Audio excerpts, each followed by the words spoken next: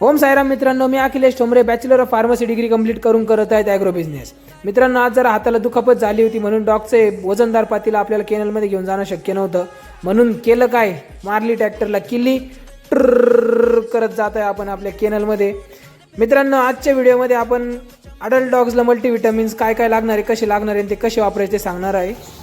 तर मित्रांनो, आपल्या सगळ्या कस्टमरचं असं म्हणणं होतं की आमचा डॉग काही वेळेनंतर किंवा काही महिन्यांनंतर खाण्यासाठी नाटक करतो. तर त्यासाठी आपण घेऊन आलो ॲप्टिक्विक. हे औषधाचं असं काम असतं की ॲपेटाईट स्टिम्युलंट आहे. हे औषध दिल्यानंतर आपल्या डॉगला भूक वाढती, ते तुम्हाला खाण्यासाठी त्रास देणार नाही.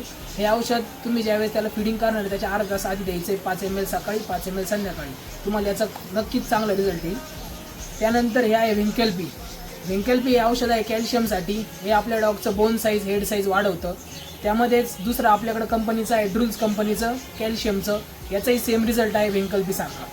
त्यानंतर मित्रांनो, हे आहे व्हेंट्रिल्युपेट. हे आहे तुमचं growth stimulant, liver stimulant, appetite stimulant. हे औषध तुम्हाला सर्वांगीण डॉगच्या ग्रोथसाठी तुम्हाला युजफुल आहे. हे देखील तुम्ही 5 ml संध्याकाळी, 5 ml सकाळी देऊ शकता. मित्रांनो, आपण मागच्या व्हिडिओमध्ये सांगितलं होतं व्हेनग्रो सिरप. ते व्हेनग्रो लिक्विड होतं, ते आपण पपीजला यूज करत होतो. हे आहे सिरप. हे अडल्ट डॉगला 5-5 ml यूज करायचं आहे. मित्रांनो, हे आहे मल्टीस्टार पेट. हे आहे मल्टीविटामिन. डॉग्समध्ये फक्त कॅल्शियम किंवा विटामिन हे सगळं नसून आपल्याला हे औषध तुम्हाला सगळ्याचं सर्वांगीण तुम्हाला युजफुल राहणार आहे. यानंतर याच्यात आहे ड्रूल्सचं विटामिन्स. सेम त्या मल्टीविटामिनसारखं हे सुद्धा तुम्हाला युजफुल राहणार आहे डॉगच्या ग्रोथसाठी.